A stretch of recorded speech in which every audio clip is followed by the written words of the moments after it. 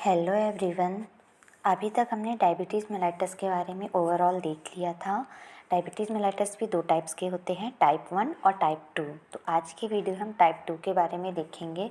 और type 1 diabetes जो होती है उसमें क्या होता है, जो हमारी पैनक्रियाज की बीटा सेल होती हैं उनका डिस्ट्रक्शन हो जाता है, यानी पैनक्रियाज की जो बीटा सेल होती है वो नष्ट हो जाती हैं, जिससे ये या तो पैनक्रियाज इंसुलिन कम प्रोड्यूस करता है या तो इंसुलिन प्रोड्यूस करना बंद कर देता है। ये टाइप 1 में होता है। अब हम देखेंगे कि टाइप 2 डायबिटीज़ मेलाइटस में क्या होता है। It begins with insulin resistance, a condition in which cell fail to respond to insulin properly. इसमें क्या होता है, हमारी जो बॉडी होती है वो इंसुलिन के लिए रेजिस्टेंस हो जाती है, जिसमें हमारी जो बॉडी की सेल हैं वो इंसुलिन के लिए रिस्पॉन्स नहीं करती हैं। This form was previously referred to as non-insulin dependent diabetes mellitus or adult onset diabetes। इस टाइप 2 डायबिटीज़ को पहले non insulin dependent diabetes mellitus कहा जाता था, या एडल्ट ऑनसेट डायबिटीज़ अब कहने लगा है।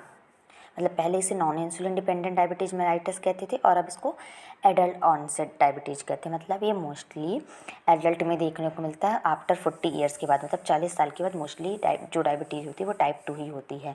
लेकिन जो टाइप 1 डायबिटीज़ होती है इसे नॉन इंसुलिन डिपेंडेंट कहते हैं, और टाइप 1 डायबिटीज़ को हम इंसुलिन डिपेंडेंट डायबिटीज़ मेलाइटस कहते हैं। वो मोस्टली जुवेनाइल यानी चिल्ड्रंस वगैरह में होती है, और टाइप 2 डायबिटीज़ मेलाइटस एडल्ट में होती है। तो टाइप 1 में क्या था कि उसमें पैनक्रियाज की बीटा सेल नष्ट हो गई थी, जिससे या तो इंसुलिन कम प्रोड्यूस हो रहा था या हो ही नहीं रहा था।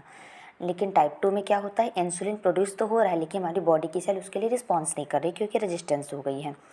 टाइप 1 डायबिटीज़ मेलाइटस को इंसुलिन डिपेंडेंट डायबिटीज़ मेलाइटस कहते हैं, जो कि मोस्टली बच्चों में होती है, और टाइप 2 को हम नॉन इंसुलिन डायबिटीज़ मेलाइटस कहते हैं, जो कि एडल्ट्स में होती है। नेक्स्ट देखेंगे, the primary cause is excessive body weight and not enough exercise. इसका जो प्राइमरी कॉज है वो क्या है, या तो बहुत ज़्यादा वेट का होना और एक्सरसाइज ना करना। तो ये इसका इंट्रोडक्शन हो गया। अब हम इसकी डेफिनेशन देखेंगे।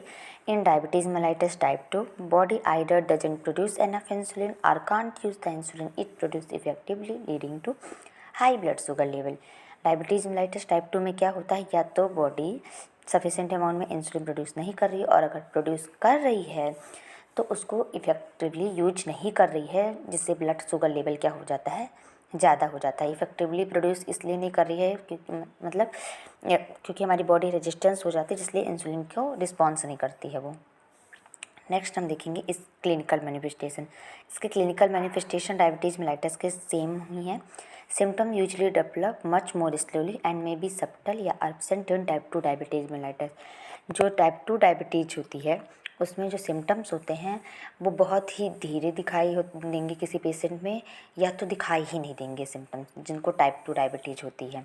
जबकि टाइप 1 डायबिटीज़ में सिम्टम्स विद इन 1 मंथ या 2 मंथ के अंदर दिखाई देने लगते हैं और उनमें सिम्टम्स होते हैं। लेकिन टाइप 2 में एक तो सिम्टम्स बहुत धीरे धीरे आएंगे, या हो भी सकता है कि किसी पेशेंट में सिम्टम्स दिखाई ही ना दे। तो इसके क्या क्या क्लासिकल सिम्टम्स है वो देख लेते हैं। सबसे पहला है polyuria. Polyuria means frequent urination due to high blood glucose level. क्योंकि ब्लड ग्लूकोज लेवल ज़्यादा है इसलिए पेशेंट को बार बार यूरिन पास करने का मन करेगा, यूरिन पास करने जाएगा। Polydipsia, increase thrust and fluid intake. क्योंकि फ्लूइड लॉस हो रहा है, बार बार पेशेंट यूरिन पास करने जा रहा है तो उसको प्यास भी ज़्यादा लगेगी और वो ज़्यादा फ्लूइड इनटेक करेगा। पॉलीफेजिया, ब्लड शुगर लेवल ज़्यादा है जिससे पेशेंट को भूख ज़्यादा लगेगी और ज़्यादा खाना खाएगा। वेट लॉस में क्या है, unintended weight loss due to insulin resistance and impaired glucose utilization. मतलब सडन वेट लॉस होगा क्योंकि हमारी जो बॉडी है वो इंसुलिन रेजिस्टेंस हो गई और हमारा जो ग्लूकोज जो यूज कर रही थी हमारी बॉडी की सेल उसमें भी डिस्टर्बेंस या एबनॉर्मलिटी आ गई है। तो ये क्लासिकल सिम्टम्स कौन कौन से होंगे इसके, पॉलीयूरिया, पॉलीडिप्सिया, पॉलीफेजिया और वेट लॉस। ये सेम सिम्टम्स हमने डायबिटीज़ मेलाइटस में नॉर्मली भी देखे थे, तो सिम्टम्स मोस्टली सेम ही है। बस ये याद रखना है कि इसमें सिम्टम्स बहुत ही धीरे दिखाई देते या तो सो नहीं होते हैं, ये मेन बात है। नेक्स्ट इसके अदर सिम्टम्स क्या हैं, फैटिक यानी feeling tired or weak due to high blood sugar level. Patient को थकान सी महसूस होगी या तो कमजोरी सी महसूस होगी क्योंकि उसका ब्लड शुगर लेवल ज़्यादा है। नेक्स्ट है blood vision.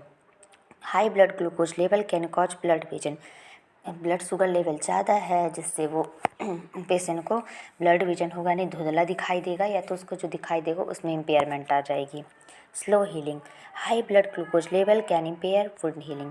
Blood sugar level blood sugar level ज़्यादा होता है जब, तो जो वुंड की हीलिंग होती है वो भी इम्पेयर हो जाती है। मतलब वुंड हील, अगर कोई वुंड हो गया है तो वो हील करने में यानी भरने में बहुत ज़्यादा टाइम लेता है। आपने देखा भी होगा डायबिटीज़ मेलाइटिस वाले पेशेंट को अगर कोई चोट वगैरह लग गई है तो जल्दी से हील नहीं होती है। तो ये इसके क्लिनिकल मैनिफेस्टेशंस हो गए। तो आज हमने इसका इंट्रोडक्शन देख लिया, टाइप 2 डायबिटीज़ मेलाइटिस का डेफिनेशन और क्लिनिकल मैनिफेस्टेशंस देख लिया। कॉजेज टाइप 2 डायबिटीज़ मेलाइटिस के मैंने डायबिटीज़ मेलाइटिस वाले वीडियो में ऑलरेडी बता चुके हैं, तो उससे देख लीजिएगा। और इसके आगे के जो है उसको हम नेक्स्ट पार्ट में डिस्कस करेंगे। आई होप आपको मेरी वीडियोज़ पसंद आ रही हो तो please like share and subscribe my channel. Thank you.